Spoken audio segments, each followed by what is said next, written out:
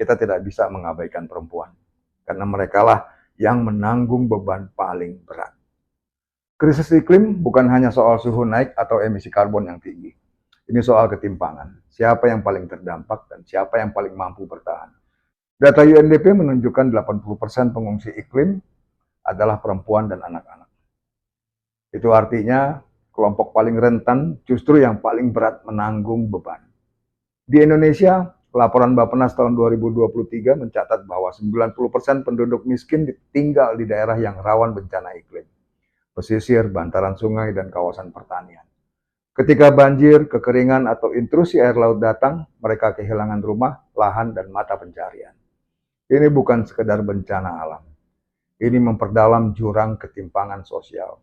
Mereka yang tidak punya pilihan tempat tinggal, yang tidak punya tabungan, yang bergantung pada alam, merekalah yang paling dulu merasakan dampak krisis iklim. Perempuan seringkali ada di garis depan.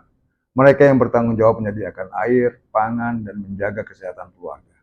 Jadi ketika banjir datang atau sawah gagal panen, beban pertama justru jatuh di pundak perempuan, bukan laki-laki.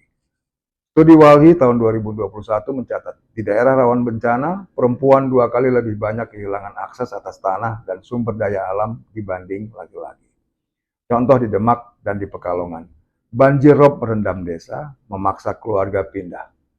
Banyak laki-laki kemudian memilih merantau mencari kerja, sementara perempuan tetap tinggal, mengurus anak, orang tua, dan berumah tangga, dengan sumber penghidupan yang sudah hilang. Masalah makin rumit karena struktur hukum dan kebijakan. Dalam proyek relokasi seperti PLTU Batang atau proyek tol laut, nama perempuan jarang dicatat sebagai pemilik lahan. Akibatnya, mereka tidak mendapat kompensasi resmi. Jadi, krisis iklim tidak hanya merusak lingkungan, ia memperbesar ketidakadilan yang sudah ada. Perempuan tidak hanya menghadapi banjir atau kekeringan, tapi juga diskriminasi dalam akses tanah, pekerjaan, dan pengambilan keputusan. Kalau kita bicara keadilan iklim, kita tidak bisa mengabaikan perempuan, karena merekalah yang menanggung beban paling berat.